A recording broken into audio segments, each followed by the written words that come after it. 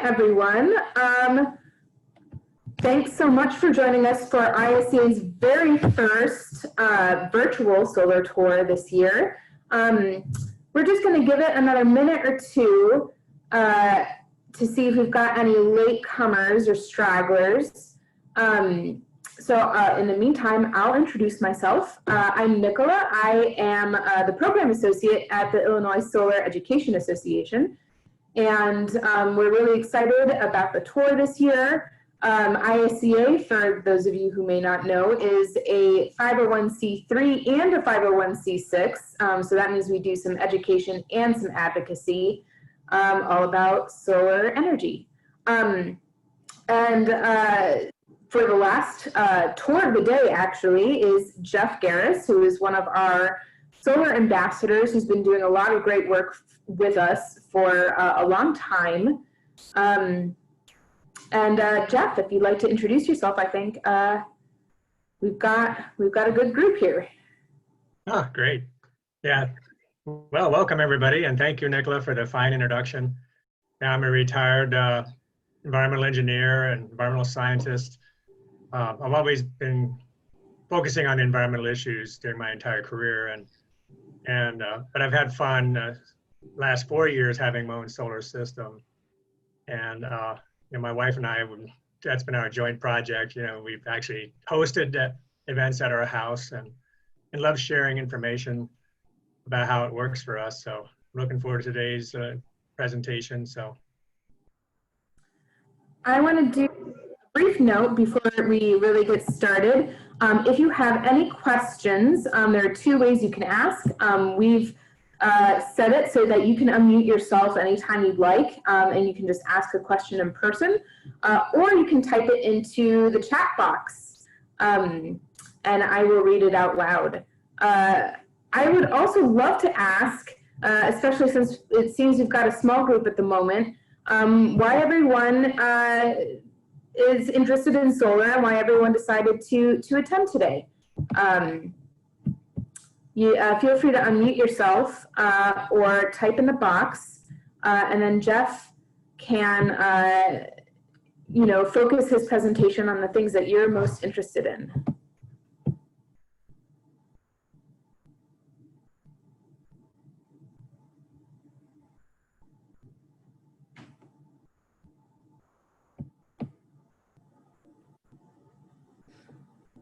I guess I can start. My name is Gwen, and I'm an intern with Albright Solar. Just about to start for a year-long intern during a gap year. And I'm just interested in learning more about how having residential solar works. And Albright Solar, you probably are aware, is a solar installation company, and just would like to see how everything works and a better idea from someone who actually has it. Great. Awesome, thank you.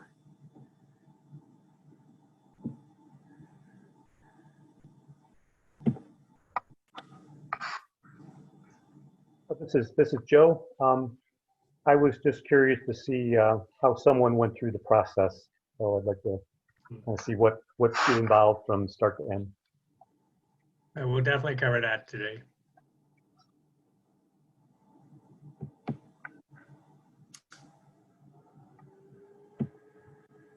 All right. I think we can go ahead and get started then, Jeff. Thank you. Okay. So you'll be sharing my screen? Yes.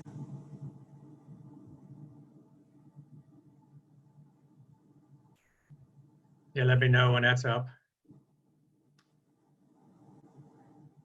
It is not up yet. Make sure to click on the particular application that you are wanting to share in the share screen button. Oh, okay.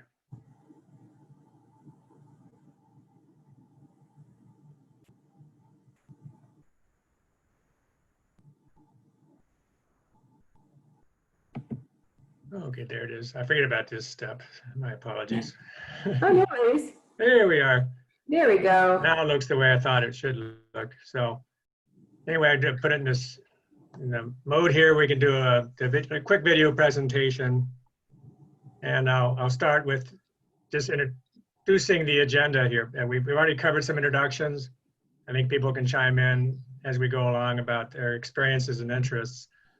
But I want to explain, first of all, that I've been out and about in Glendale Heights, a western Chicago suburb. It's middle-class neighborhoods. And I've noticed an enormous amount of solar there that goes beyond what you'd expect in any other suburb out here in DuPage County. And so there's something going on there. And I just want to, maybe we can discuss together why that is and why one community would have lots of solar energy and others may not. So, because I think that fits into our discussion pretty well. And of course, I'll be talking about our solar story and the policy benefits that help make that happen. So I'm going to go through a little bit about policy, not to drag it out too long. And then there's some of the features of our system and how the installation process worked, and a little bit about our economics, which might be different for other homeowners, particularly since it's been 4 years and we had a smaller system installed. And then maybe during the discussion, we talk about Q&A. We can maybe answer why Glendale Heights is such a hot spot for solar and how that relates to what our personal experiences are, and what we might be intending to do with our own homes. So, of course, the big question is motivation. What motivates people to put solar on their homes? I mean, there's other options like community solar and utility scale solar that we see stories about, but a lot of people like to have it in their homes. And I think for me, it was the environmental concerns, addressing climate change and improving public health and, just reducing air pollution in the Chicago area. And I think a lot of people like the job creation aspects and saving money. And I will show you how we've actually saved some money. And so that's another one of the fun parts of this. And I'm hopeful it'll increase our home value. But so that's some of the motivations. But I think for us, my wife and I, was mainly the environmental concerns. And our system really looks a lot like this. We have a PV array, photovoltaic array on our roof. Goes down to an inverter in the basement that converts the direct current to household alternating current. And it's tied into the service panel. I'll show you pictures of that. And we have a smart meter in the back of the house that keeps track of the electricity coming and going, because obviously at night, the solar panels aren't really working. So we have to pull off the grid. So we're using the grid as sort of a giant storage battery, if you will, because we don't have a battery backup system in our particular home. Some people have done that. We also don't have an electric vehicle sitting in the driveway, although we have a hybrid, but we don't plug it in. So I think some people have very large arrays in their home, and I'm wondering why. And then I see the electric car in the driveway. So that explains that. So, and of course, with the electric meter being a smart meter and keeping track of things, that sets us up for something called net metering, which I think is really critical for the finances in our household situation. Because we have a smaller system, and without net metering, I think we would have a hard time justifying it economically. What that means is we get a credit on our bill every time we produce excess energy in the daytime on a bright sunny day. All that energy flows onto the grid, and ComEd, which is our service provider, keeps track of that and gives us a credit. So, and it rolls over from month to month if, in some instances, like particularly in the summer. So this shows a typical bill, and it shows the, in this instance, it shows the kilowatt hours from the grid and to the grid. And then, yeah, my mouse can show it right here. And then you can see the total usage in the blue box going to and from. And then and over here, I think I could advance it one more. I'll go back. But if you go, let's say right here, you can see it's in small print. It says rollover 180 kilowatt hours. So this is from a real bill. And in this example, 180 kilowatt hours of energy production was sort of rolled over. So you would have that as a credit on your bill. So it actually reduces your bill for the following month. And you could see on the left-hand column, the supply was actually pretty much zeroed out. It's a minus 1 penny. I'm not sure why. But you still have to pay delivery charges, and there's some discounts there, but just being connected to the grid is a service, and we were gladly willing to pay for that service. It does reduce taxes and fees as well, so it really drops the bill down. So in this instance, the bill was $15. And this, I'm not sure, this is in February and March. Sometimes you're running your furnace that time of year, and that could really add your bill as well. So in this case, it was only $15. So that's a pretty good February bill or March bill. And this just highlights that. And another thing that this is going to be a little bit harder to explain because we were under an older system for selling renewable energy credits or certificates. So and the whole idea is to incentivize people to go green by giving them a financial benefit for every time you produce 1 megawatt hour of electricity and put it on, and it's not just putting it on the grid, but just the whole total production. When you reach 1 megawatt, you've created a REC, and that's something that the state of Illinois set up. It's state legislation is behind it, so that really has done a lot to energize the market, if you will, in Illinois. And I think that's why you're seeing so many people installing solar. And then a few years ago, the Future Energy Jobs Act was passed, and that changed the way it works. Because like for us, since we started this 4 years ago, we get periodic checks in the mail after we produce 1 megawatt hour. And but currently people are signing up to contracts where they agree up front to receive this financial benefit. But there's more paperwork involved. You have to justify that, yes, this solar system is actually capable of producing this amount of energy over a period of time. And so financially, I think it comes out at the end. It comes out the same at the end, under the system we have versus the system that people are now using under the law called FEJA. But I think what's really kickstarting the program for a lot of people now is when you get paid up front. That really helps with the household finances. You have to, if you're buying the system, to own it outright. That's a big capital expense up front. And if a few months later or a year later, whenever they process the paperwork, you get this financial incentive back, and that really helps.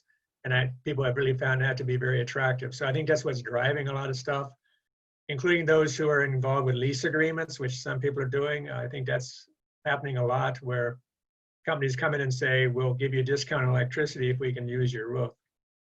And they take advantage of those incentives because they get paid up front too. So I think that drives a lot of it. And so that you can see from what I'm saying is there's options for how you can approach installation of solar on your home. So this summarizes the state incentives that I was just talking about. You have the SREC, as we call them, monetizing the environmental benefits. And that's been very powerful. And we also have the federal incentives, and they're starting to step that down. I don't know if Congress is going to be looking at this. I know that Congress just introduced on the House side, a huge bill to address a lot of environmental issues, focusing on climate change and helping people of lower income deal with utility bills. The Senate is not happy with that, so it's probably not going. But there could be some standalone bill just for this tax incentives that could come out of this, and we could see these benefits being expanded in the future. But right now, they're being phased back a little bit. So in 2020, you can get a 26% credit, which I think is a very strong incentive. It's stronger than itemizing your deductions because you get that entire 26% back. You just figure out your taxes, and the very last step is you subtract 26% of your installation costs. And so then you can really reduce your tax liability dramatically that year. So those two things, the state incentives and the federal incentives, and then you throw in the net metering, that really reduces the overall cost of a system for a homeowner. And so, and this is the process that people go through. And it's, excuse me, I've got allergies. Here is the steps that we followed. Now, the first step, scheduling a site evaluation. That really means shopping around with finding local contractors. Hopefully, they're members of the Illinois Solar Energy Association, and they're active in the field, and they have some experience. But you find some that work for you. You bring them out to look at your house. And I think that it's important to actually come on site to see what unique things are going on. I mean, we had things, you could have like little sewer standpipes or chimneys you can see some of that through space photography, but it's better for people to be on site to look for any unique things. So then we went through that, and we chose a contractor who was based in our town, Wheaton, and who turned out to be a rapidly growing company. And then we started a paperwork process. You have to sign an interconnection agreement with your utility, and because you're now a power supply. From the utility's perspective, you're a power plant. And they also want to make sure that your system isn't too big, because they don't want you to be in the business of generating power for profit. They want it to cover the cost of solar for your home. And so you're supplying your own solar, and you have the net metering that they work out with you. And there's paperwork with that too. But that process went fairly smoothly for us. I think the installer we chose had a handle on all that stuff. So we didn't have to figure this out. We just said, here, you do all the paperwork and you set it up for us. We'll sign when we need to sign. It's not as complicated as buying a house, but there is some paperwork. And of course, there's the permitting process. And our installer took care of the permit. And for us, it did take 30 days. Now, I understand in some towns, it's been a lot less. Like some towns prioritize solar permitting. And the material delivery does take a little bit of time. Once you get this process going and you made a down payment, then they will start ordering materials, because they're kind of bulky and they can't keep it all in their warehouse, so they have to actually order it. And we had the installation process. Once that started, it was only a week or so, but we still had to wait for the permit. And then after that, they really jumped on the installation. They were, I think, here about 3 days. And that was partly because on the second day, a thunderstorm rolled in and interrupted their work, because they couldn't be on the roof with lightning. So that I think that's a lot better than your typical house renovation, where you have, if you ever had a kitchen remodel, that can take way longer than you ever thought reasonable. But the solar installations, I think, are becoming so routine, and they just know how to do it. And every house has unique site-specific issues, but they know how to deal with it because they've done so many lately. So, and now I'll just dive a little bit more into the specifics. This is our house, and you would see 8 solar panels on the roof from a distance. And these are Panasonic panels. They were at the time the premium panels that Panasonic was making. I think there's another installer that makes better panels now. It's like a race. It's like cell phone companies are always coming up with new features. And these panels were relatively high efficiency. They were also designed to have good performance when it's hot out. I think that they discovered it in certain environments, like in California and Arizona, desert places. It could be like 130, 140 degrees or higher on your roof, and that actually hurts the performance of the panels. They like cold weather. And the best performance we ever had, I think, was in March in terms of power output. And so they're up there, they sit there silently, they do their thing, no maintenance. It's been a little dusty up there because we're in a drought, but that's okay because we've had a lot of sunshine lately. Today, ironically, is a cloudy day. We're under a very thick cloud cover. I think it's starting to break up soon, but I'll show you what the numbers look like for today. But as far as installation, first of all, we put on a new roof. We bought the house and the shingles were kind of old and not looking very nice. And a roofer who understood what we're doing helped us with adding something underneath this area of the roof to make sure it was sealed very well to prevent leaks. And then the installer came and mounted these posts, and they drill right into the rafters. And it's a pretty, I would say it was a pretty fail-safe system. There's been no leaks.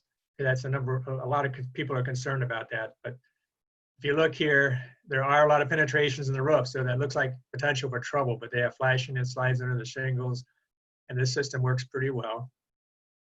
But you need a number of these to distribute the weight on the roof. That helps with the roof supporting the extra weight of the panels.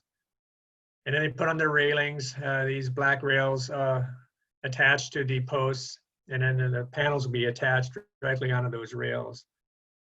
And here's the size of the panels. They are actually fairly big. They're hard to lift up. I don't know, the workers are amazing. They have a way of getting those up ladders safely. And there's 8 of these guys. And so they got them up there. And so it looked like this. Now, one thing that they did later, and I don't know if I have a picture or not, but they put a little skirt on the front so you don't see the posts underneath. So it makes it a little bit more attractive. But I like that we could have added a couple more. This only handles 75% of our energy needs. We could have added a couple more, but it'd be on another roof and you'd have conduit. So we were thinking, well, why don't we keep this relatively small and try to minimize our energy use and see how that goes. So we made a few energy efficiency improvements since then, but it still doesn't cover everything. So, but I think a lot of people, they try to size them to match their energy demand, and I think ComEd looks at that, looks at your energy demand and says, well, we'll give you the net metering if you match things appropriately. So they'll let you go up to 110% of your historic energy demand, which fluctuates a little bit. That's something to consider if you're thinking about buying an electric car, like all of a sudden your energy demand goes up. But if you put in the panels ahead of time, ComEd will say, wait a minute, you don't need that much electricity, prove it to us. You argue, well, we're getting electric cars. So yeah, you get in this little bit of a tussle with ComEd. I've heard stories that people sometimes get into arguments with ComEd. But you have to sort of plan that ahead a little bit about what you plan to do. And then here is on the back, we actually upgraded the service coming in, the mast, and you have this big pipe now, and a new box there, and the smart meters there on the left. We also were required to add this little interesting box on the right with a warning thing, and this warning label just says this is a hot shock hazard. But basically, service personnel or a firefighter, somebody who's on your property who needs to get on your roof, for example, or do some work around the place, they could de-energize the system by opening up that box and pulling a circuit breaker. They don't really need to do that because if we lose electricity on the grid, the system automatically shuts down. The inverter just says, okay, there's no service coming in, so we'll shut everything down for safety reasons. And this box here is actually just a backup fail-safe for people to feel comfortable they're doing any electrical work. And of course, one question I noticed that installers were asking me when I was shopping around, they would ask about my the service panel inside the house. I think they wanted to make sure there was enough room to add circuits. And there's a solar circuitry here, and that shows basically any electrician comes in, you could see, yes, there's solar panel, there's solar energy connected to this panel. But the main thing was to have room to install the circuit breakers there. And on the other side of that wall is the actual inverter. This is what they call a string inverter. So all 8 panels are connected together in series, and they go to this inverter. This is where the DC and AC conversion occurs. It happens to be in a laundry room, so it's out of the way. I've seen people install these on the back side of the house, so that means more clutter on the side of the house. So it's a question of taste. I think they're waterproof, so they can handle the elements. But we decided to put ours inside, so less clutter on the back of the house. And then this was an example of how we have, from the inverter, we have this radio signal that goes to our modem, and we have a way of monitoring this on the computer. And I'll show this live in a moment. Just want to get through the slides so we can change the app. But at any rate, we can see the performance of each individual panel over time. And I think that, so if there's any issues, we would notice that right away. And this shows how it has worked over time. This slide's a bit old. I can show you the current information in a moment, but it almost looks like a bell curve, but I'm not sure that it is. But it's obviously it performs better in the summer, and we have a relatively flat roof. It's a ranch-style house, so some people have a very steep roof. But the way ours works is it maximizes the performance in the summertime, which is when we get the most sunlight anyway. So it really hums along in the summer. We're already at the time of year where the the sun is getting lower and it's starting to graze the top of a big maple tree in the backyard, which is way in the back, but it still manages to interfere with the sunlight toward the winter. But at least the leaves fall off of it, and that reduces that impact. But anyway, so that this, and one thing you'll notice is the performance is pretty consistent from year to year. I mean, there's variations. I think we're having a good September because of a relatively large amount of sun. But we've also had issues with the haze from the wildfires out west. I think that has actually made a noticeable impact on our system. So thank you, Nicola, for all that smoke you're sending us. And see, this might be the updated one. So it just shows September is not done yet. It's a green bar right over here. And I think by the end of the month, it'll be outperforming most of the previous Septembers. So, and this summarizes everything. This is, each module is 325 watts. So we try to get premium quality panels that had a high degree of performance because there wasn't a whole lot of space. We wanted to have it compact all in one spot on the roof. So that gave us 2.6 kilowatts of capacity. It has exceeded that on rare occasions, usually when it's partly cloudy and the sun is reflecting off clouds. And that'll happen for brief periods. Usually it's running at less than that. But the big question is, over the course of the year, are you getting the power that you need? And it actually has performed as advertised. We got the annual production that the installer promised. So I think that worked pretty well. The initial cost was $11,000, but if you factor in all the incentives, and the installer did this in a quote, a bid package, if you will, that showed here's all the numbers, here's how it's going to work out, here's the incentives. And it has performed roughly as they said it would, maybe slightly less because we had some unusual weather patterns in the last couple of years. But it's pretty close to what they predict usually. They use something called Watts Up, or not Watts Up, but anyway, it's there's a software package they use to calculate for our neighborhood or for our part of the world how much energy we'll get from the sun over the course of the year. And it works pretty well. So the actual cost was actually $4,600, a lot less than buying a car.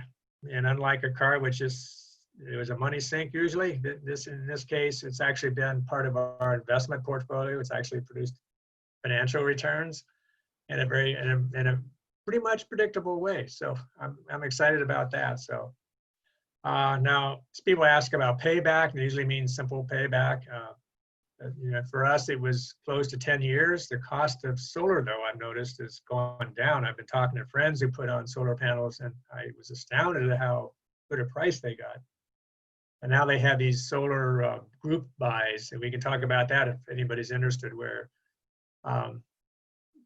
some local groups have put together a program where people can combine and sort of become part of a group purchase, and so you get a discount. And that even brings the price down further. And I think a lot of people are now expecting a payback of 5 years. But one thing I like to mention is that the benefits accrue immediately. You get this it's like an annuity. You get this monthly payment in essence. So it reduces your bill, and you can see that financial benefit. So we just jumped on this as soon as we got the house. We thought, well, why waste time? Because we know we were going to be here 10 years at least. So we'll know at some point it's all gravy, free money coming off the grid or off those panels. So anyway, that's all my slides. I think we could probably jump into some discussion. I'm curious to see if anybody has any clues as to why a middle-class neighborhood would be surging ahead of other neighborhoods for solar.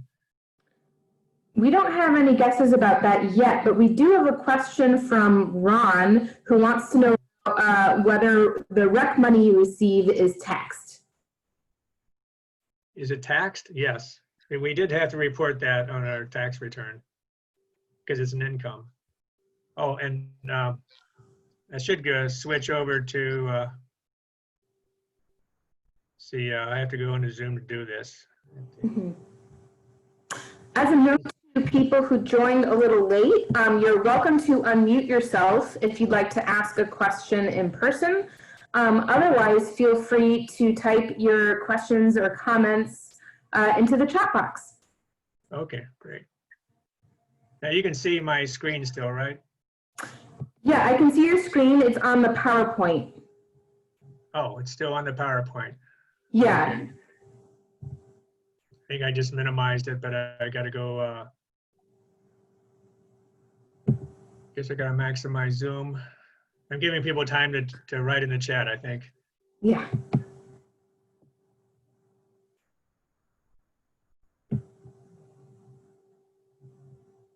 Just trying to figure out how to make it bigger so I can see what I'm doing. Oh, here it is. Oh, okay, got it. I gotta share a different page. Let's see, this would be, okay, this screen. Perfect. Yeah, I see your dashboard here, your monitoring dashboard. Oh, okay. And I don't know if you're seeing all the other stuff. Okay, I get that out of the way. So, so right now we're having clouds. I think I'm noticing the sun is trying to come out now. So, and this shows how the energy production, well, the clouds must have varied in thickness during the course of the day. And then as time goes on, and if the sun comes out bright, it'll just really spike. And that's always fun to watch. And this shows, it shows the layout here. And it's asking me a question about cookies, which I can't reach that. But at any rate, you can look at charts, see how it performs. Well, you can produce some reports. I think you go back to the dashboard and you can see, okay, here's the week. You can see how it performs on a weekly basis. And these are you can see how now in the summertime, the gap between days gets shorter and the peaks get broader. And then toward the winter, you get sharper peaks because you have shorter days. So you really start paying attention to the weather and astronomy. You're more aware of the environment when you're looking at how it affects your solar panels. And then you can see how it varies month to month, or this is should be monthly. But this is for the month, and so you see the bar charts showing how it varies day to day. And we had a lot of sunny days, except there was several days where the storm system just parked itself over Illinois, and we got a lot of rain. We need more rain, but at least during this period, the production went down. But you notice it never goes to zero. So in the wintertime, if it's really heavy, dark clouds, or if it's snowing, or anytime when during a thunderstorm, you might see that the solar production will at least briefly go down to zero. And but for the day, there's going to be something being produced. So even the worst day of days, now it has gone to zero for a whole day in the winter when we had snow. And because of the angle of our roof, it takes a little while for the snow to slide off. So we've had a few days where there's no production, and that's frustrating. But you know that sooner or later the sun will come out and it'll start melting off. And it'll melt off like it melts off your driveway. It's because of the dark surface of the panels. And so this is today, the 26th. It's been a subpar day, but we're going to catch up a little bit because the sun is moving in. And you could play with billing cycles with ComEd, I think. I haven't played with that much, but on a yearly basis, then you see how it is. This is just for 1 year. This year, 2020. So you can see September, we're not done yet. So it'll probably be over 300 kilowatt hours. And then, and of course, here's the chart. This is the up-to-date chart. This is updated pretty much daily. So you can see how you're performing and how it compares to previous years. So this kind of stuff is kind of fun to play with. You look at it every day when you first install the system. After a while, you start taking it for granted, to be honest with you, and you just check every once in a while. But that's part of the joy of having a solar, is just watching what's happening. Yeah. It looks like we have a question from Gwen. She would like to know, how many SRECs do you get per year and how much is each worth? Does the price of SRECs vary much across the state? Oh, yeah, there's actually two things to think about. One is, trying to get rid of some stuff here. The SRECs in like downstate are different because it's a different utility, so they have prices a little bit different. But for us, we get a little over, roughly around $200, and they come 3 or 4 times a year, depending on the production. So it averages almost 4 a year. And but this is the old system where we had, you know, it was basically we had to show the production and then you start getting checks. What people are now doing who are installing solar is they're experiencing one big check early on. So you get paid, everything gets paid up front. And that could be a couple $1,000s. I don't know, it just depends on the size of the system, but it could be, you get a very substantial check. And the prices have been, they've been actually declining a little bit because there's a chart. I didn't include that in the presentation. I could have, but we can get into the weeds about how the SREC values change based on different blocks, because they were trying to incentivize the early adopters who get into the program to get bigger checks. And over time, the value additive of the solar to the grid is declined a bit. So the idea is you start getting, the checks start getting a little bit smaller, but not a whole lot smaller. And that SREC money is sort of becoming depleted. We're victims of our own success. And I understand there's been efforts to pass legislation in Springfield to make that pot bigger. And of course, to make the pot bigger, you don't use tax money, you use ratepayer money. So if you look at your bill at the bottom, you'll see a small item like a couple of bucks that you're paying into this every month. So that puts money into these pots of money that allow the SREC payments to be made. So I think the system that way works fairly well. I'll point out that fossil fuels get enormous amount of subsidies, and that's taxpayer money, federal taxes. I think our federal taxes could be lower if it weren't for that. I think fossil fuel industries, I'm told, get as much in subsidies as the entire defense budget. So it's a huge amount of money. And so everybody gets their share of the wealth, I suppose. So, but solar needs its to compete with that. I think if there were no incentives at all, I think solar would just kick everybody's butt, to be honest. It's bringing down the price of electricity too, which is creating another unanticipated consequence. I mean, the wholesale price of electricity this morning was negative because of wind power and solar. Well, wind power this morning because of the strong winds to the west of us. We're having an enormous wind event in the Midwest. And when you see that, we have more electricity on the grid, we know what to do with. But I think, yeah, solar is keeping prices down. And if we get the financial benefits associated with the incentives to keep up with the fossil fuels, so we'd be doing good in that department. But yeah, I think that's a changing, I'm making a long answer to an easy question, but it's, I'm hopeful that we'll have good incentive payments. They might be different in the years ahead. And that will affect people's planning if they're still kicking the tires. But yeah, I think when you talk to installers, they can give you updates on what's going on. So hopefully they can be very clear about, here's the incentives, here's how it helps you, and how it factors into the overall price that we're offering you. So. Yeah, I would just like to add to that really quick, Jeff. You did bring up that the price of an SREC is a little different depending on what territory you're living in. And somebody, CCOM, commented on what the prices are. And so if you live in ComEd area, it's one price. And if you lived in Ameren area, it's a different price, but they're both pretty close, like within a few of each other in the $70 range. CCOM says it is $70 per SREC. I will have to go look and verify that, but that sounds about right to me. And down, as Jeff said. Okay. I don't see any other questions in the chat box, but now is your time to type that in or unmute yourself. Or Jeff can let us know what's going on with Glendale Heights. Oh, yes. Now, here's my theory. Well, there's several factors at play. And finances might be part of it in this, because there are people who are marketing solar on a leasing arrangement, so that makes it affordable to a lot more people. But I also noticed that the houses did not have a lot of large trees shading them. It was a neighborhood that didn't have an enormous amount of large mature trees.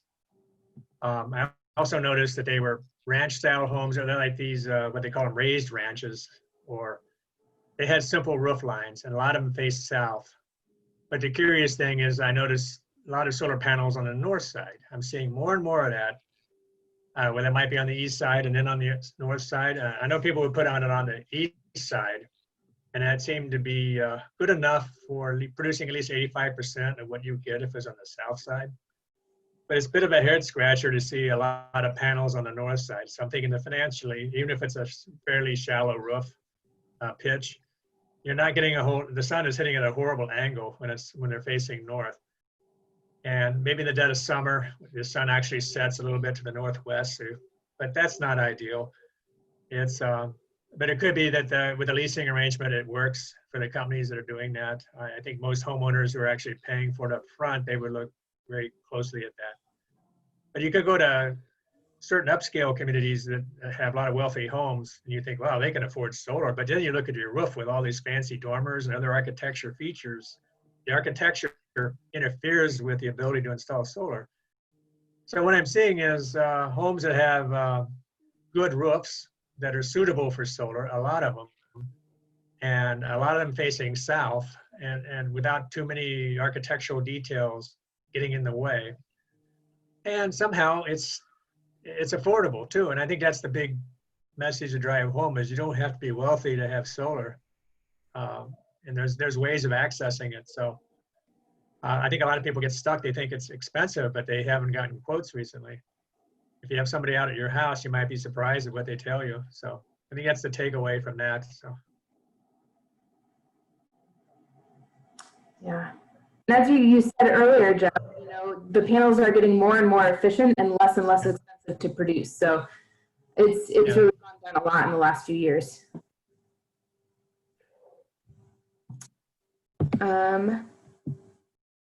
I am not seeing any other questions, but we do still have some time left if people have anything they'd like to find out. But in the meantime, just thank you so much for spending some time with us this afternoon. And thank you, Jeff, for an excellent presentation. Oh, thank you. It's always fun to talk about it. Yeah.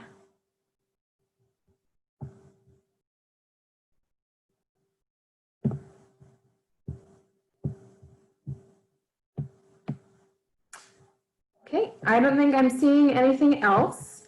So thanks so much. Oh, actually, somebody would like to know if the presentations will be sent later. They are being recorded and they will be up on our website. So if you missed anything, they will be there. And always feel free to contact us at contactica@illinoissolar.org if you have any questions. We'll do our best to answer them. Oh, we've got another question, Jeff. Did you consider battery storage? I think at the time it seemed too expensive, and I actually would have to find a place to put it. We have a room that has other things going on, like the walls are used for other things, but usually they're wall mounted these days. And although I think in the future that'd be interesting, it'd be kind of fun to rebuild the garage, make it a little bit bigger, have some batteries out there, and have a place to park an electric car to plug it in. And but that's sort of a long-term dream. But yeah, I know a friend of mine has installed batteries, and I think they've made it work for the power outages that we occasionally get. So you can, if you're careful about how you manage it, you can get batteries that can serve you for overnight. I mean, that might be useful to keep the refrigerator running and keep your house warm in the winter, to keep the furnace running. But you're adding a few $1,000s to the cost of the system, maybe 5,000 or more. There's still, but the prices are going down on that. So I think in a few years, I think you're going to see a lot more of it happening, probably sooner than we think. Yeah. But 4 years ago, it just didn't seem ripe for us to do it. Not quite yet. Yeah. But maybe today, maybe I'd reconsider today. Yeah. Another thing to consider with batteries is that if you install it at the same time as you install your solar, that does count as part of the 26% tax incentive, but there is no state incentive for battery storage at this time. Yeah. Okay. Unless there are any last minute questions, I think that's all we've got for today. So thanks so much, everyone. And thank you, Jeff, and hope you have a great rest of your afternoon. Great. Well, thank you everybody for joining.